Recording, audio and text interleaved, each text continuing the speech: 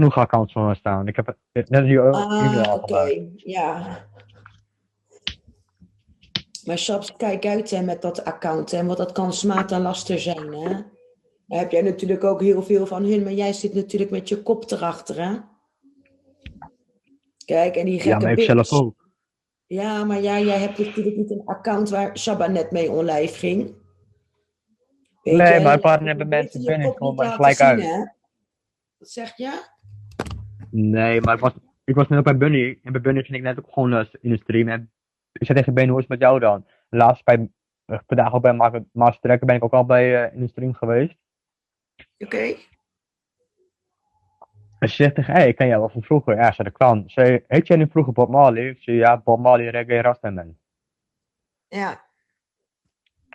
En toen vroegen ze mij, ja, ken je Cindy ook nog wel van de casino's? Natuurlijk ken ik Cindy nog van de casino. Ja.